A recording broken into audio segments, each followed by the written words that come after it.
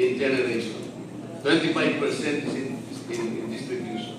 So if we are serious enough in focusing our attention in reducing the electricity in this country, let us focus on which area takes up the largest share. Dapat sa generation tayo.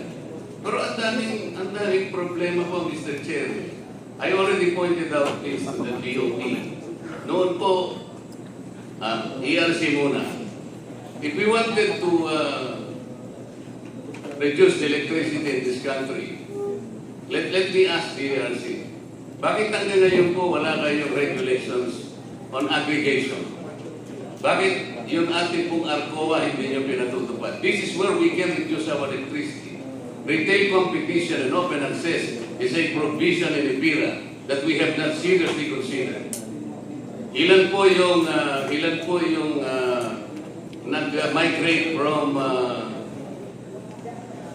the captive market of Meralco? Ilan po kaya? Napakalaki po ng relation nito, Mr. Chair. If we really wanted, if we are really serious to lower the electricity in this country, kailangan po natin i-implement po yung EPIRA. Nandun po yung sinasabing retail competition and open access. So, alam po ba ninyo kung ilan ang nakaka-graduate or migrate from the captive market of Meralco para contestable market na sila? Wala naman kayong report.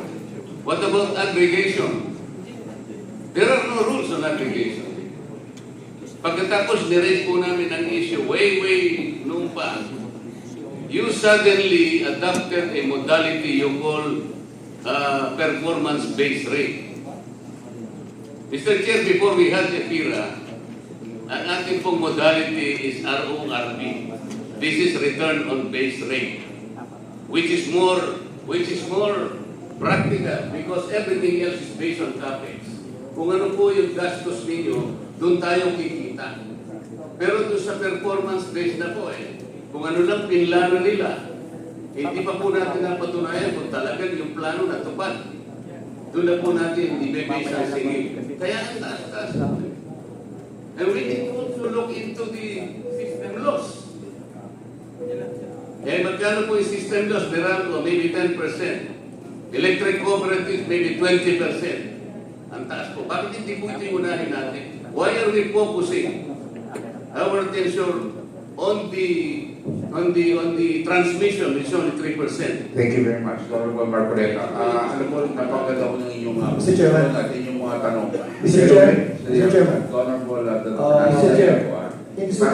Clarification, Mr. Chair. Kakaruhin na po natin ito. Meron pa ako sa presentation. Yes, patapusin po natin muna yung isang presentation. Then, lahat ng mga nakalista. Point of clarification, Mr. Chairman. Maayos po yung ating presentation. Mr. Chairman, point of clarification and point of information. And hindi po naman natin dinidepend sa Transco. But tama po si Congressman Marcoleta that we have to follow kung ano sinasabi ng ating EPIRA. And specifically, EPIRA law, pinabanggit po yan sa Section 34F.